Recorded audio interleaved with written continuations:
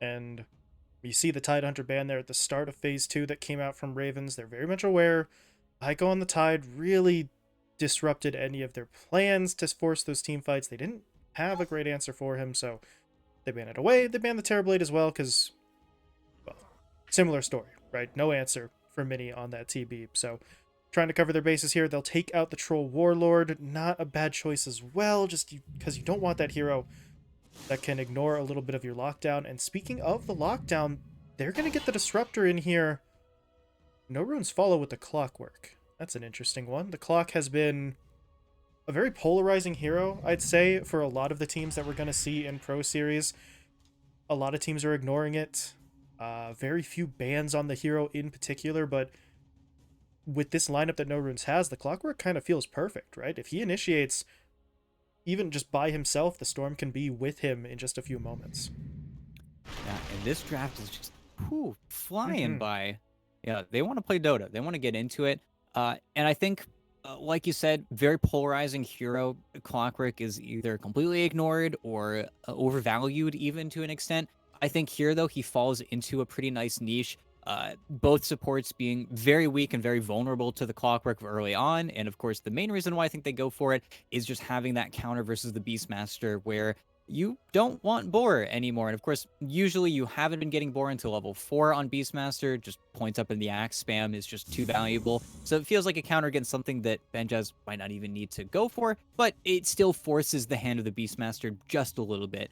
Even though I think picking it into Disruptor is a little bit sad, you almost always force out the glimpse onto yourself, but maybe that's why they end up going for it. Like you said, having the double jump. They have two heroes that can immediately get on into the fight, which does feel pretty nice. And then the Loon is a little bit more of a question mark.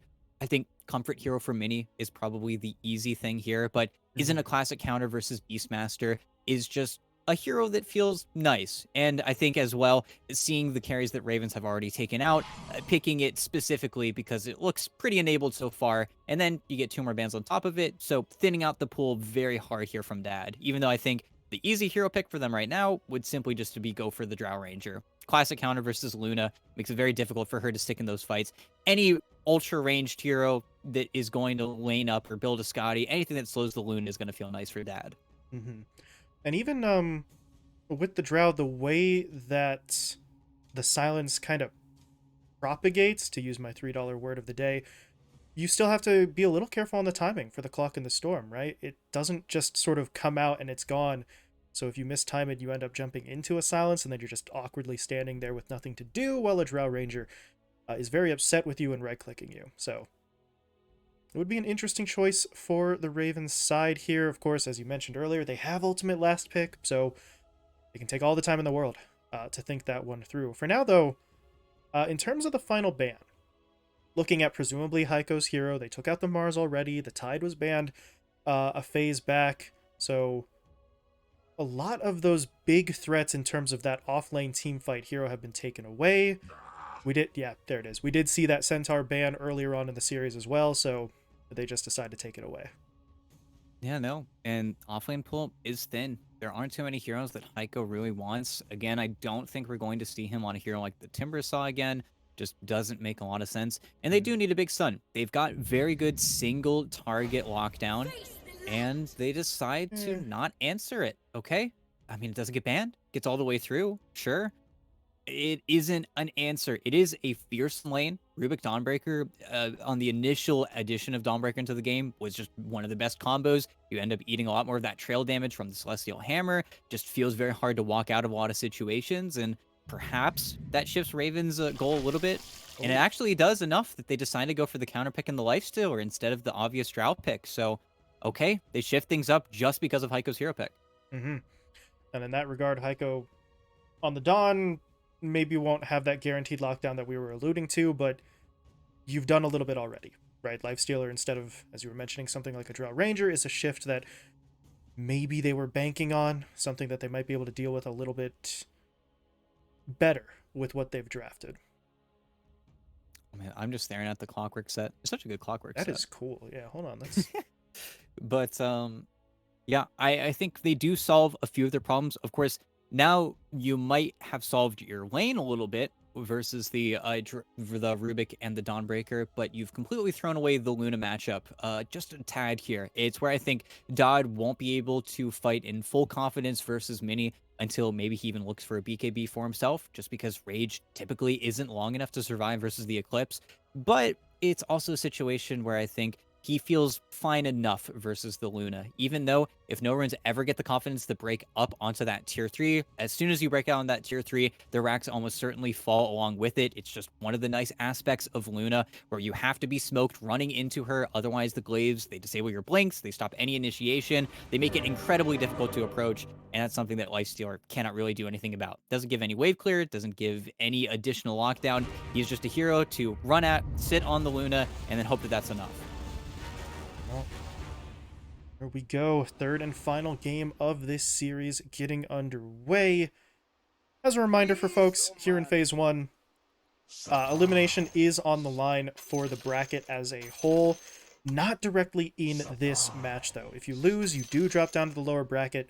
You'll have a second attempt at things, but only 2 teams from this group will advance to the next phase. So staying in that upper bracket as long as possible, obviously, the goal here is Mini getting the low-hanging fruit with that joke, and we'll get it out of the way. It's Tiny Peepee. There you go. You're welcome, everyone. Reddit, eat your heart out. There it is. It's too easy. I mean, We the are easy all ones aren't children. fun. We are The literal easy ones children. aren't fun. The easy ones aren't fun. Let's be real. Ugh. It's too simple. I mean, it's right there. But yeah, I mean, jokes aside, the position too tiny in Peepee's hands. Well, gonna be interesting to see what he does, especially considering I think he's got a much better situation to work with here. Not only is he on a better hero compared to the Mirana, I think Dismar on this Hoodwink is going to be much more capable of being active compared to the struggles he had on the Tusk in the previous game. Yeah, a little bit more at home. Of course, South American hoodwinks have always been a step above, really. I think the world at large, they just know a little bit more. They feel a little bit better at that hero than really anyone else. And I think Dismar, even being just a little bit more elusive, should have a lot more fun in this game. And heck, every single time a disable lands, he's gonna shoot someone. You know, who doesn't love that? That's a little bit of devious fun that only hoodwink can really do. As Kara actually gets marched underneath his tier 1 mid by Yeah, the duo. Rubik and Dawnbreaker just walk him away. able to hit him up a little bit more there. The Rubik held his fire with the Fade Bolt. Level 1, I don't think would have been enough for the kill anyway, so Jupiter wanted to conserve mana. And it works pretty well, because now Kara, he's got some healing, but how much of it do you want to use right now? Whereas it won't be available to help out the Lifestealer, and well, any trade he tries to make in a situation like this, he has to be aware that he doesn't have a whole lot of HP to play around with. Yeah, and this lane is pretty obnoxious, because of course, Lifestealer is incapable of securing his own ranged creeps. If Kara ever uses the Thunderstrike for harass, then he's not going to be able to assist in getting any of the XP. It's where both Heiko and Jupiter are much more reliable. They can always get that range creep with the Fade Bolt. They can always use their Dawnbreaker spells for the trades. It's where until we get higher levels on the Raven side, a lot of these trades just feel kind of nasty. And then the range creep gets denied. Not the greatest time ever here for Dodd in the early stages, but we're only, 90 seconds in. Plenty of time for him to try and stabilize this a little bit. In the meantime, swing things over to that bottom lane. We'll see how the other carry is doing. Mini feels like he might have a little bit of an easier time of this, right? With Nuagas here, he's going to do clockwork things. He is going to be as obnoxious as possible, and Benjas actually did go for that boar a little bit earlier than we're used to seeing, as Kara gets himself picked off in the top lane. They hit level 2, they have the combo, they go straight in for it, so that is your first blood, but I don't know. Sort of back to that point for Benjas. I mean, this is a conscious choice that he makes to not just go for the wild axes, as his teammate will get picked off, and it's an interesting choice. Yeah, and we'll have to see. Perhaps with this, he decides to just go for the stack-oriented Beastmaster that we sometimes see, where you just keep your boar at level 1 and you stick them in the triangle, and then you just make these huge stacks for you to farm later on with axes. But It just means he has to be incredibly careful with his board's positioning. But return kill top, they get the Rubik as he's already very low from the previous engagement. And again, not a death that he really minds. Gets a free courier, gets his boots immediately. A kill that honestly is just kind of necessary at that point. Yeah. He had 2 stick charges that he very nearly got away with sort of just popping there and walking away, but they were able to catch up in time, so... like you said, it's a death that he's not really going to be all that broken up over. What just happened with his TP? He canceled it, I think, is what. Whoops. Okay. Well, we've all been there before, but... At least he's got boots. Yeah. It's not the longest walk when you've got those boots of speed already. If not, a little unfortunate for Heiko. I don't know if he's carrying anything for his buddy. He's got some mangas and some tangas, Just a nice little literal courier for his teammate, but back to business. Yep. Back into the lane, very little time lost.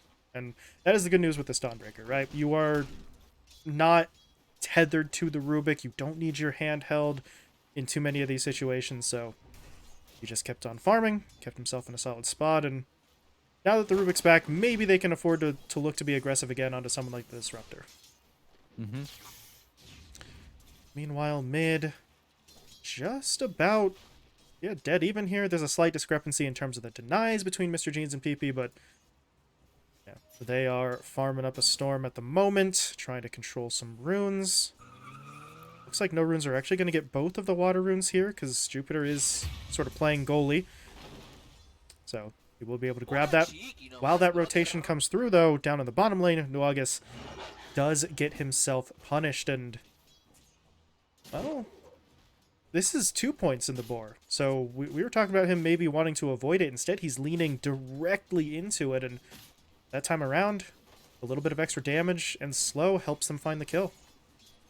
Yeah, again, it's still an interesting intentional choice here from Benjaz, because all it takes is him to lose track of the clockwork for a second, and then Battery Assault will just pretty much instantaneously kill the boar with one beam. But he's saying that, okay, I'll be able to manage it. I'm going to know what's going on. I'm going to be very attentive. It does require a greater deal of babysitting than the other build, but, he's going to make it work, even though top lane is still not the prettiest game for Ravens. As soon as they've got enough mana, they make the play happen, has to pop the race to run to the tower, and Jupiter, he's not going to be able to kill him. I think he's going to need one right-click in addition, but still forces Dad all the way back behind the tower. Is not the most fun game for the Lifestealer. The most unfortunate thing about that play, they tried to go on the Dawnbreaker first. Kara glimpses Heiko back to try and continue the pursuit.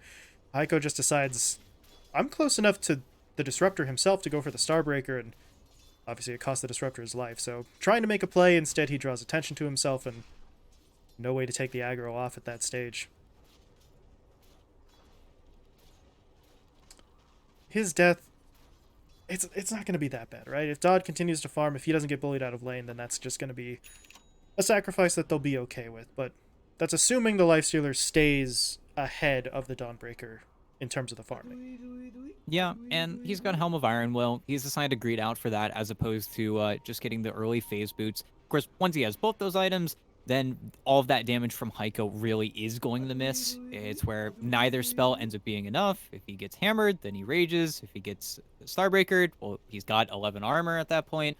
So the aggression will begin to cease for Dodd. It's also been pretty nice of Kara to rotate out of the lane, giving a lot of soul XP over to the Lifestealer, even though, unfortunately for the Disruptor, his small camp's been blocked for most of the game at this point. But still, kind of annoying, and Dodd ends up taking a lot of damage, and actually he's going to get lifted.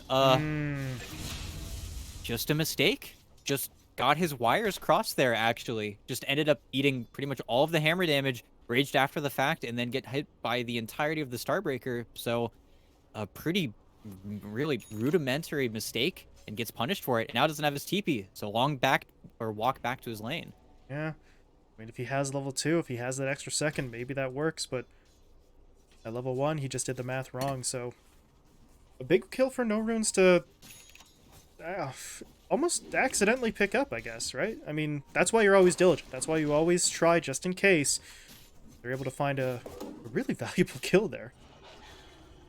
Yeah, that also puts Heiko just about at his level 6, so the entire map has to be incredibly cautious, specifically Hmm. of the Storm Spirit and finding out where Mr. Jeans is, because all it takes is a Vortex, and then you are suddenly with the Dawnbreaker, with the Storm Spirit, the jump happens. It's where they would love to kill Benjaz. That's what Noages is actually looking for here. It could simply lead in from a power cogs as well. Those are the plays that they're going to be gunning for. You saw him was playing forward for a moment there in the tree line. Now going to TP his way mid. Yeah, really just looking for rune control, I think, at this point. But the Rubik is TP'd over as well. Jupiter's in, and the rune is picked up. So there's an invis clockwork that's going to be prowling around here, but yeah, to what effect? Not really sure there's a whole lot he can actually do. Yeah, he gets forced off the rune, has to walk away. Could be worse. Do they have... Yeah, they do have a sentry down bot here, so they should spot the clock coming back in. I'm going to trap him up in the kinetic field. Does Kara and the controlled creeps have the damage? Well, they do if Nuagas locks himself in like that. Now he's in some trouble. Mini coming over. Solar Guardian, though, is coming through, but the Roar's been deployed, so Mini's not dishing out a whole lot of damage.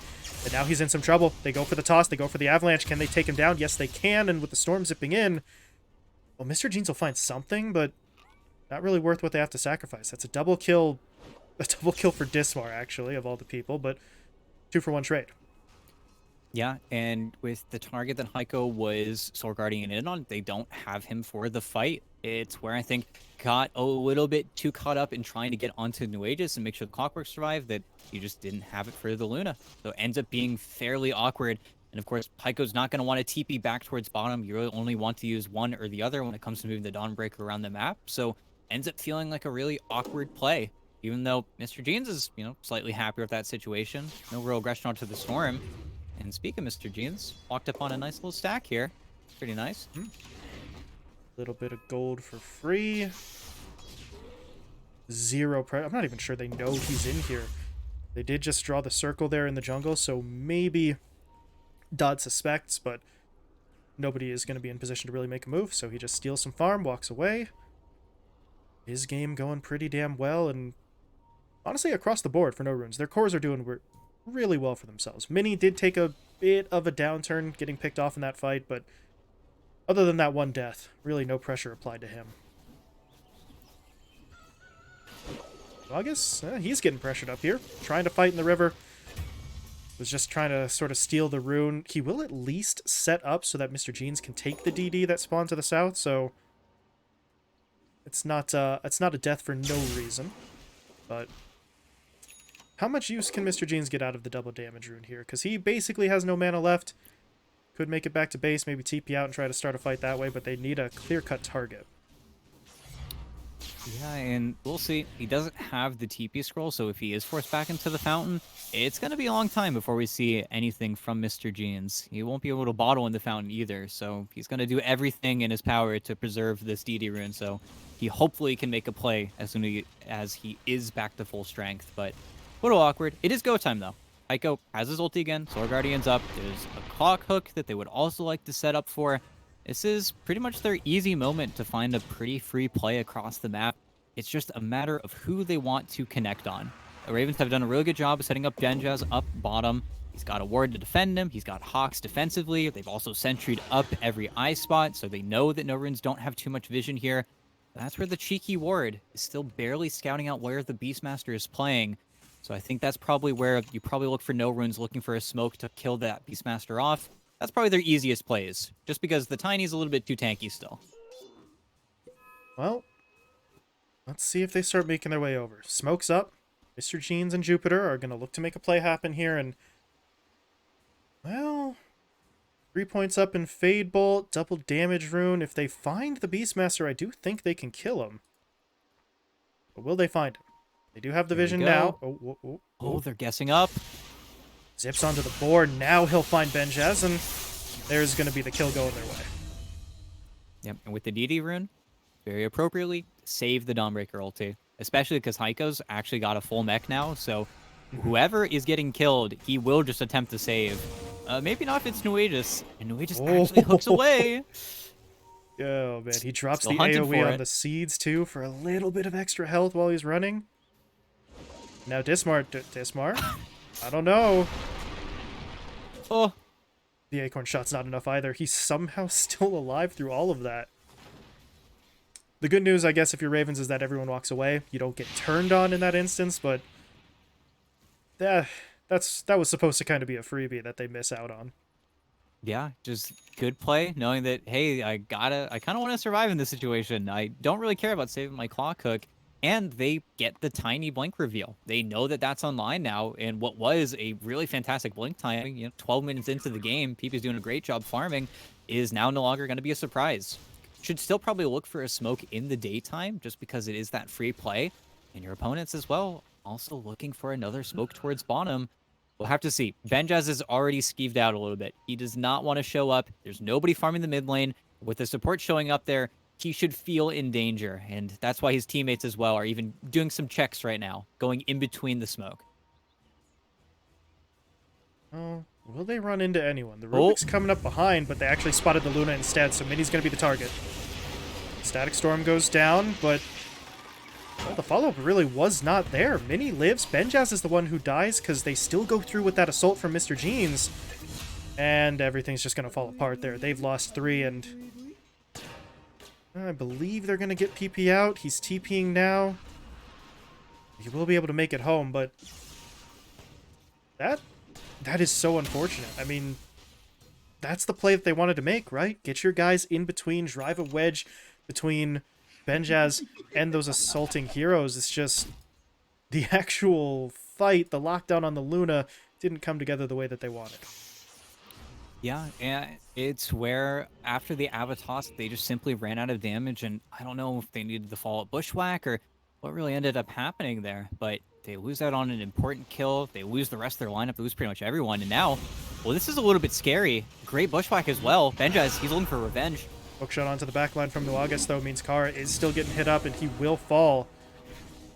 And Heiko just healed off most of that damage with the mech. Jupiter is still in a little bit of trouble, but oh, now he's in a lot of trouble because PP's trying to come in. Will the tree toss be enough? Yes, it will. So, okay.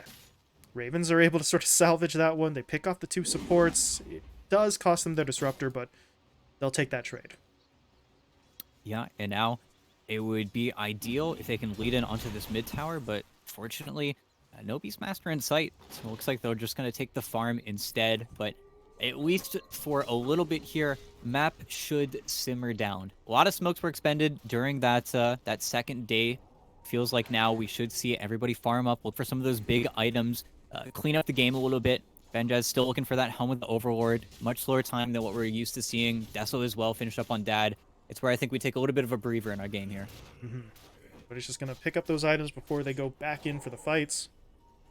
And on the opposing side, well, what are we looking at? Mr. Jeans, working his way towards the BKB, has the Witchblade to hit that little bit harder. Luna, meanwhile, similarly looking for the BKBs. So, NoRunes. We kind of saw this from them last game, right? They prioritized the BKB purchases early, and it worked pretty damn well for them. As Mr. Jeans is able to find a kill there on Akara, they've got eyes on PP, but with the mana starting to drop... Uh-oh. Wires crossed a bit there. Nuagas goes in. He's not going to get punished for it, but yeah, maybe a slight miscommunication there on the timing. Yeah, a little bit awkward, but not the worst case scenario. Heiko, of course, even uses the Soul Guardian just to make sure absolutely no threat for the Storm Spirit. Would have had a lot more healing coming in otherwise, but it's those little plays that really don't tilt the scale very much at all. If such low ultimate cooldowns, really the only one that matters is that Soul Guardian, but Kara using the Stack Storm like that, only 90 seconds, could be a whole lot worse. Even though, again, Ravens looking to invade here. They want to march their Beastmaster with this Helm of the Overlord. Again, that little item timing. They want a nice quick pick into this mid-tier 1. This is a tower they haven't taken any pot shots at just yet. But here we go. Ancient Ice Shaman up on the high ground. Hawk's getting cleared, though, with nice center on the left side of that tower. But slowly but surely, they're pushing in here. And NoRunes very patient. If he had a ward behind the tower, this would just be a dead Rubik. But instead, gonna have to watch it. And there it is. Yep. The Infest Bomb comes through, but there's the Greaves, so Jupiter, he stole Rage. Steals Rage, walks away. Oh, man. I mean, that's... all of that had to go perfect, right? The Greaves had to hit him, he had to get the right spell stolen, but... if you're Ravens, you still get the tower, right? You still claim the objective. That's gold in your hands, so sure you didn't get the kill, but it was only going to be a Rubik kill anyway, as NoRunes. That's very bold. He's just going to hook right in onto Kara. Where's the damage? There it is. Mr. Jeans zipping in. Static Storm used defensively. Kara, though, lives.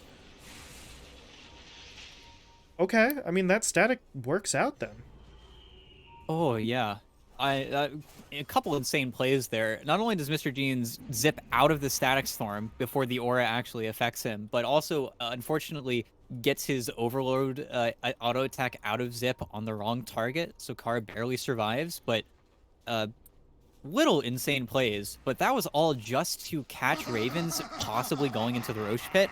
And now that Hook is on cooldown, of course, only 15 more seconds, they will go for the initial play they set out for. And it's time for another team fight. No BKB yet on Mini, so still has to be very careful on the Luna, but again, they find a little pick. Solar Guardians coming in. That's just to keep the rest of Ravens sort of falling back, and it does do the job. NoRunes, meanwhile, he gets infest bombed again, but again he's able to survive the initial burst, so while he will eventually die, it still feels like NoRunes got quite a bit out of that. Kara goes down. NoRunes, well, has to sacrifice himself, but it all works out. I think the only downside is that Dismar technically died to Roche, not to an enemy hero, but he still had to buy back, so that's going to cost him a little bit of gold, but Ravens do not want to give up control of the pit. No, and unfortunately for them, they're just barely missing out on this ward that is seeing them, again, walk immediately right back into this position, and Roche getting more and more whittled down by the second, but again, they're going to start flaring it up. They're going to start moving over. This time, though, no Solar Guardian. They have full mana on the Storm Spirit, but Mr. Jeans is just physically too far away. Is not going to want to commit for that big of a zip. So first Roche will go the way of Ravens. Dodd takes the Aegis into his hands, so well, now they've got a little bit more to work with. He also picked up his Shard pretty early on here as well, so the open wounds are available. Just give them that little bit more if they do catch someone like Mini or Mr. Jeans sort of in the middle of a fight. They can keep him in the crosshairs for as long as possible. In the meantime, though, finished BKB up on the Luna. Now going to look for the BKB on the Storm Spirit before they actually want to look for another large-scale team fight, but I feel like we might see this game slow down just a little bit. Everybody's got their big items. Now it's time for Ravens to look for BKBs in tow. Where both the Beastmaster and the Tiny are looking for theirs as the Rubik. He's kind of caught dead to rights here. Kind of funny. Gets bushwhacked in the middle of the toss, so he's bound in the air. But now it's just going to be a matter of Ravens turning a lot of these tier 2s into actual pushes, but more importantly, finishing with these BKBs, and then they can kind of invalidate anything that Mr. Jeans is going to want to do with the Storm Spirit. Well, for Jupiter, it's an unfortunate death, but that death allowed Mr. Jeans to TP out, and I was going to say NoRunes can get out of there too, but he hasn't actually left yet. He's still trailing behind, and I don't know, with the hook shot, if the numbers thin out a little bit here for Ravens, if they try to maybe just leave Benjaz to push the tower alone, maybe there's a play to be made, but Ravens aren't doing that. Dodd is sticking around. You've got the supports. Well, they were hanging out to the north, but now they're starting to reposition a little bit. But at the same time, NoRunes revealed himself. He tried to cut a creep wave, so now he is spotted. He is stunned. He's not dead just yet, but there is nowhere to hook. Yeah. Caught. No creep wave coming in. Didn't have the vision for it anyway, so he would have had to guess into the night, but unfortunate. And immediate infest. Wow. So PP, he's going in deep and will fail. Even gives up Ava over up to Jupiter, but this is still a push where I think probably just heads in. He's actually still sitting, yeah. It's funny, with the additional health that Infest does give you now, it's pretty darn obvious whenever you see a Tiny with 4,000 HP, but over on the other side, well, that Avalanche just gets put to use pretty much immediately and catch the Hoodwink just a little bit too far out. That is a Vanguard purchase at 22 minutes for a Clockwork. Okay. This is getting into some weird territory, but then again, NoRunes has been throwing himself face first into the fights, and outside of, I guess, Kara, there isn't really any magic damage. It's all physical right-clicks, so bit of a weird one, but you can see the appeal, and now he's going to get aggressive with that Vanguard. Hooks in onto Benjaz, catching him out alone. And they're going to be able to clean that one up nice and easy. Just as simple as that. It's where item-wise, yet again, Ravens are kind of greeding out. They don't have any Force Staffs picked up. They don't have any cores that want to build Force Staff either. So right now, that role really isn't getting fulfilled. It's where the Ags coming out from Kara, sure, it's Ags Disruptor. It's going to feel great. It's a 4,200 gold item, though, that is not going to help you versus the clock at all. So really, again, reflected in Raven's items. They're just expecting to be winning this game and getting away with a lot of these greedier item progressions. As another infest, a great ward place, but they see it. We get the BK off. Yes, he does. Stolen Avalanche is going to actually catch PP out. Now they're going to turn, but the Static Storm does get applied, but at the same time, Solar Guardian comes through. PP gets hit. PP gets taken down. And Dodd, I don't know if you want to be here for much longer. He does have the Aegis, but where's the rest of the team? They're so far back. Will they be able to help him on the second life? Does he have his rage up? No, he doesn't. Not for 4, so he's taken down. And now, yeah, maybe the supports shouldn't have been so close, because if they weren't going to help, they might have just needed to run away. Instead, they're going to get an extra kill onto Kara. And all of that comes at the cost of, what, Nuagas and a BKB charge? Really? Yeah, that's it. Yeah, just got a little bit overzealous there. And then the Great Sentry, if that Sentry isn't there to see that warrior just pop up out of nowhere, then the reaction from Mini would have been a little bit too slow. And then they even make a little bit of a mistake because the Glimpse gets off. He gets away from the duo. So it really would have been better if Mini just stayed where he was and then ate the full combo of the Lifestealer and the Tiny. But instead feels incredibly split. And then they just get picked apart, as well as soon as they have to switch targets onto that Clockwork, he's getting healed up by Solar Guardian. He's getting healed up by Luminosity and Greaves. Just ugly. Even though mid, Dismar, who sat in the trees for a good, 30 seconds because he didn't have TP, actually makes the play happen. They're able to find a big kill onto Heiko. Jupiter stole Sharpshooter. Okay. I mean, if he gets the max duration charge up out of that, that's a heavy hit. Something that Ravens may have to be a little bit careful of, especially with some of their supports, right? If it's Dismar or Kara who gets sniped out by that, that's a pretty significant chunk of your, of your health just gone immediately. As back up top, Mini, well, he has BKB ET, but he doesn't have teleport, so I'm not really sure what his plan is at this point, other than just maybe outrunning these enemy heroes, but they're coming at him. There's the BKB, trying to make it back to the tower. No one's TPing to help. There's going to be one TP from Jupiter.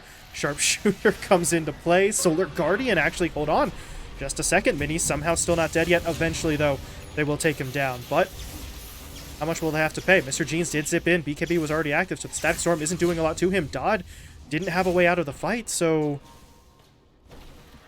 Well, ET, I was kind of sitting here, you know, chuckling about it, but Mini baited them all in and takes a good trade for his own team, despite the fact that he does have to go down.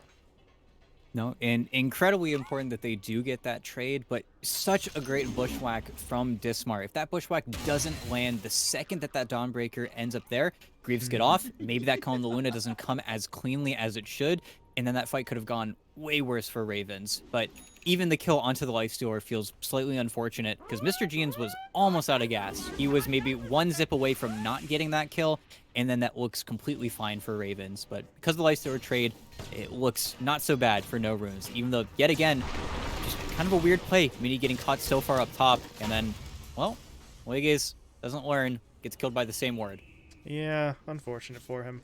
He was able to get like 1 or 2 waves there in terms of last hits for himself, so overall it feels like he's coming out ahead in the long run, and you gotta wonder what that actually means, right? Him coming out ahead, him getting extra gold. He got the Vanguard, he has the shard for the jetpack, so where else would he be looking for his itemization? I mean, an Ags would be interesting, but you're not going to get that much gold anytime soon, so I don't know. Does he look for utility at this point? Could he pick up something as simple as a, oh god, simple as a Force Staff is what I was going to say. In the meantime, though, the Lifestealer just minding his own business. Wanted to farm a lane, instead he runs into 3. Just gets lifted into a Vortex, into a Solar Guardian, and it's just enough damage. Just got kind of caught off guard there. I think didn't have the armlet on either, so really simple kill for him. Caught him probably in between getting last hits, so That's a little bit of a freebie there. And he was solo. He's been solo for a good minute or so, just peacefully farming. But the second that Kara steps away, he dies. They didn't even have to pop BKBs for that. It was just so simple. And Rubik stole open wounds, so against the Scary spell. lifestealer himself, who's probably going to be raged, maybe you don't hit him, but if you're tiny or your Beastmaster doesn't get to move because he's hit with the open wounds, how do you approach the fight? As you said, scary spell. Scary situation for Nuagas, but he's acting as the bait. They catch Kara. Kara's gone. There's no static storm. PP wants to fight anyway, decides that's a terrible idea, and now TP's away, so you're able to get him out of there. Benjes has to activate his BKB as well. And it looks like Ravens are going to avoid most of these casualties. I think Dismar may still be in some trouble. Actually, no, there's no mana left on the Storm Spirit, so Dismar should get away, but Ravens are really starting to lose some cohesion here. They're getting picked off mostly by Nuagas, but regardless of who initiates it, they're dropping kills they can't afford to. Yeah, just kind of getting picked apart here or there. That's two very important BKBs that just got used for free. And now they decide to smoke. A smoke knowing that neither of their cores have BKB. This is purely just to catch them off guard. And they see Mini. Oh. Okay. Solar Will it be Guardian, enough, though, is though? coming in. I don't know about this. Dodd's going to try to force the fight, but there's going to be the Greaves. They get the lift off as well defensively, and this is not looking good. Dismar already dropped low, forced to fall back. He wasn't the primary target, though. They went in onto Dodd. That rage just is not enough to protect him anymore. And Ravens are going to get cleaned up. Benjas is dropping low. Heiko jumped onto the high ground, able to get the Starbreaker onto two, so both Kara and PP are still stuck in this fight. And they're both going to get taken down. It's a full 5-man wipe. They don't get a single kill on the Ravens side, and the only saving grace is that Roche is still 35 seconds out, I suppose, but NoRunes have complete control of these fights. Yeah, and you can see reflected back in the map, the wards were placed, the sentries were down. If they don't get that immediate kill, both the Beastmaster and the Tiny had to immediately run away. Then it's a 1v1 between the Luna and the Lifestealer, and then it becomes a 1v3 versus the Lifestealer, and it's just not a fight Dodd could win. And again, they go for that smoke thinking, okay, we don't have our BKBs, but neither does the Luna. Do we have enough damage? And the answer was simply, no, we don't. And the burst doesn't come through, and NoRunes were not split up enough for that play to actually work. So completely ends up biting Ravens, because now Roche is alive. This is where you would look for another team fight, but a team fight you just got smacked on. I think Mr. Jeans needs to get mana before they can necessarily go right back into the pit, but at the same time, NoRunes have a great grip on this game now. Yeah, I mean, BKB or not, you know, Mini's got some health, 2.3k, he's got the evasion from the butterfly, and then you saw as well, Jupiter, with the shard, lifted his teammate and forced him into the AoE of the Guardian Greaves. So the window to kill Mini is 1 or 2 seconds, and that was in a situation where he didn't have the BKB. If he does have the BKB, I'm not sure there is a window at all. No, and then free pick mid, keep the game going, keep it moving. They're not even looking at Roche, they're looking for picks in bottom, and well, Kara, that's just a solo kill. If he needed actual help, then he's got a Dawnbreaker, but more just keeps on going. Okay, it's not the longest of cooldowns there, but that static wasn't going to help in the slightest, but well, feels like Ravens are starting to get to that point where I wouldn't say they're panicking, but they're not as confident as they used to be, and they're getting caught out of position. PP, you got no business being out there. His BKB was available, but he didn't get it off. And this is just the worst possible sort of trickle effect for Ravens. One hero dying after another in entirely separate sections of the map. Yeah, and this is probably the worst spell, or one of the worst. And again, steals open wounds, which is still crazy spell, but was going to mention that he had glimpse for a good 30 seconds there, which is why nobody could run. But all space, rage was forced. You just saw the Nake's TP all the way back to base, even though the Hawk's giving you full vision of the pit. Ravens are going to have to give this up with a whimper. No potential to contest it. Roche for free. Aegis for Mini. Does he keep the shard for himself? It looks like he is going to. So, got the Lucent Beam upgrade. Mr. Jeans, meanwhile, another pick onto Dismar, and this is so unfortunate. For the early stages of this game, ET, we were sort of maybe not directly praising them, but at least sort of not quite as harsh on Dismar and Kara compared to the last game. But now, the stat lines are starting to look a little bit similar to what we saw the last time around. They're just dying just to try and buy time for their teammates. Yeah, and each death just feels worse than the last. The supports are falling behind level-wise. Again, item-wise, we've gone for this greedy, non-defensive build, and then bottom, Dodd, well, he's stuck in a do-or-die situation. The rage is about to be gone. Now he's infesting a creep that's trying to run away, but gets taken out, and now another kill. And Benjas as well. You're going to be forced to BKB TP, most likely. I don't believe they... Yeah, they don't have a... No basher or anything like that, but they got the more valuable kill. They got Dodd. They forced out another BKB charge from the Beastmaster, and I don't know. Normally on the Lifestealer, you feel pretty confident there, right? But based on the way he's been getting caught out in these fights, I don't think he can be down there with his TP still on cooldown. When he died, there were still 6 or 7 seconds left on it. Yeah, just not a lot of farming that's gotten done in the past minute or so. All farming that is desperately needed for the Lifestealer because he's still trying to close the gap that is this butterfly diff that Mini's been able to work up for himself. And now we are in that nightmare situation. 3 minutes on this Aegis. Mini looking to bust down your tier 3. No nakes for 15 seconds. He doesn't even have buyback if he wanted to. But as soon as this tier 3 goes down, how will Ravens decide to approach? It almost becomes a situation where they just have to say, okay, next Rax. Because without that tier 3, the Glaives make it a near impossible situation. Yeah, the Glaives are just going to just completely ruin their cohesion at this point. NoRunes, though, showing some respect, backing off. I think they suspect that this is coming, this infest play from PP, so they'll back it off. They'll play it safe. They'll try and maybe draw Ravens out, because if you're Ravens, listen, you have the infest bomb, that's great, but if there's anyone at all who is just that little bit behind, 1 or 2 steps out of the way, they can be jumped on and killed almost instantly. Yeah, and with the gem pickup on the Rubik, it's why they back up so confidently. They saw the Hawk, they know the danger. They do not know about Kara's Ags, which would be a huge turn. If he can somehow pair up that ulti alongside Peep's initiation, then maybe that's the Storm Spirit that doesn't get his BKB off and dies early on in the fight. That's probably their best target, but as soon as Kara gets scouted out, then NoRunes take the initiation differently. Then they'll throw the clock in first, try to force anything out of that disruptor, and then we'll see if it ends up playing out. But okay, they place the Tinker Ward. They're still staying anchored down in the situation. Of course, little problem. What if they just go mid?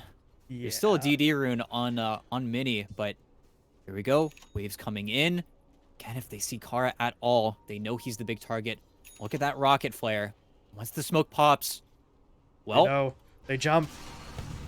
And they see Kara. There's going to be the jump in. He did get the Static Storm off, but Mr. Jeans is still looking for the kill. Kara's going to get taken down right away. PP falls as well. Dodd now fighting alone. Maybe he can take down Heiko. He will be able to get that kill, but he's going to die immediately afterwards. And there you go. Fight's done. Or maybe it's not. Mr. Jeans wants to keep on going. The hookshot's going to cancel Benjaz's TP. And now he's stuck. BKB wearing off in 1 second. If you're Ravens, I mean, that was the only play you had, right? It doesn't work out for them, but they had to try. Yeah, and with that, they just call it. They know their base is about to get decimated. There's nothing they can do.